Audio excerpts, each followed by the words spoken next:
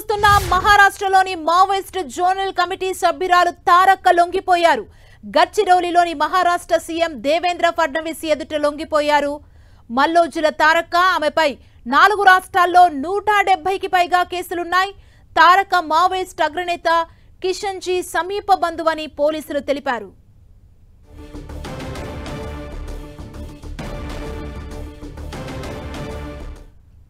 మహారాష్ట్రలో Maoist zonal committee సభ్యురాలు తారక్క లొంగిపోయారు. గడ్చిరోలిలో Maharashtra CM Devendra Fadnavis ఎదుట లొంగిపోయారు. మల్లోజుల తారక్క ఆమెపై 4 రాష్ట్రాల్లో 170కి పైగా కేసులున్నాయి.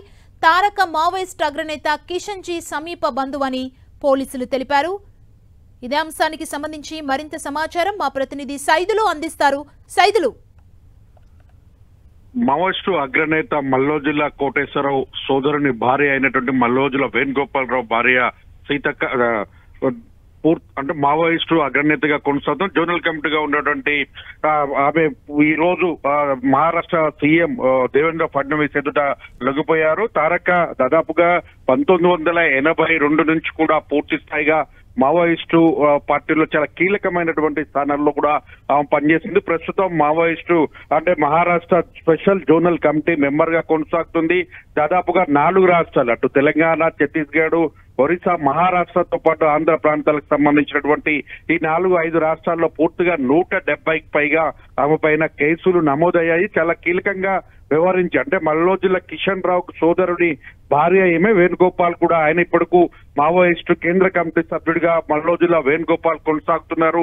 ఆయన సతీమణిగా ఉన్నటువంటి తారక్క ఈ రోజు మాత్రం సీఎం ఎదుట ఆమెతో పాటు మరో 9 మంది కూడా లొంగిపోయారు. దాదాపుగా ₹1 కోటి రివార్డు కూడా ప్రభుత్వం ప్రకటించిన మీద రివార్డు కూడా ఉంది. దాదాపుగా 4 జోనల్ కమిటీతో పాటు డిప్యూటీ కమాండర్లు అదేవిధంగా మొత్తం సభ్యులుగా ఉన్నటువంటి ఏఎంసీ కమిటీ సభ్యులుగా ఉన్నటువంటి 9 మంది కూడా పూర్తి స్థాయిగా ఆమెతో కలిపి 10 మంది లొంగిపోయారు. దీంతో మహారాష్ట్రలో అటు పూర్తి స్థాయిలో మావోయిస్టులకు తీవ్రమైన దెబ్బ తగిలిందని కూడా చెప్పుకోవచ్చు.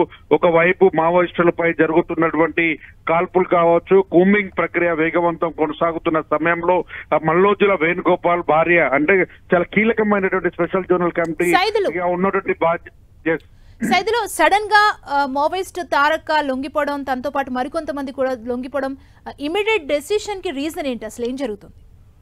ప్రధానంగా తారక్కకి అనారోగ్య సమస్యలు వెంటాడుతున్న పరిస్థితి కొనసాగుతుంది. అదేవిధంగా మావోయిస్టులను తిరిగి జనజీవన స్రవంతుల్లోకి తిరిగి రావాలని కూడా అటు మహారాష్ట్ర ప్రభుత్వం, గడ్చిరోల్ పోలీసులు తీవ్రమైన ప్రయత్నాలు కొనసాగుతున్నాయి. మరోపక్క చూసుకున్నట్లయితే పూర్తిగా కేంద్ర రాష్ట్ర ప్రభుత్వాలు పెద్ద ఎత్తున కూడా మావోయిస్టులను ఏరివేత లక్ష్యంగా కొనసాగుతుంది. ఇప్పటికే మనం కేంద్ర హోంమంత్రి అమిత్ షా గతంలో చేసినటువంటి ప్రకటన చూసాం. మార్చి 2026 30వ తారీఖు లోపు కూడా పూర్తి స్థాయిగా మావోయిస్టు రహిత దేశంగా భారతదేశాన్ని తీర్చిదిద్దామన్న నేపథ్యంలో పూర్తి స్థాయిలో మావోయిస్టు ప్రాబల్యం కలిగిన ప్రాంతాల్లో నిత్యం 365 రోజులు కూడా పూర్తిగా కూంబింగ్ కొనసాగుతూ 100 మంది మావోయిస్టులు ప్రాణాలు కోల్పోతున్నారు. అనారోగ్య సమస్యలతో తీవ్రమైనటువంటి ఇబ్బందులు పడుతున్నారు. తారక్క కూడా గత కొంతకాలంగా అనారోగ్యమైన సమస్యలతో బాధపడుతున్న నేపథ్యంలో అటు రాష్ట్ర ప్రభుత్వం పూర్తిగా సీఎం దేవేంద్ర ఫడ్నవీస్ పూర్తిగా వాళ్ళకు అనారోగ్య సమస్యలకు సంబంధించిన దాంట్లో కూడా బాధ్యత తీసుకొని తమకు వైద్యం చేపించి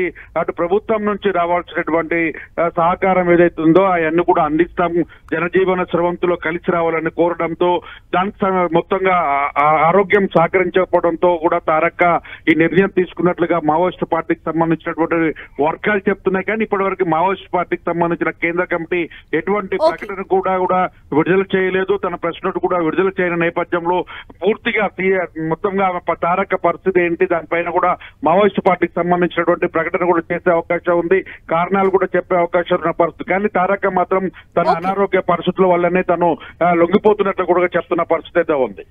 థ్యాంక్ యూ సైదులు.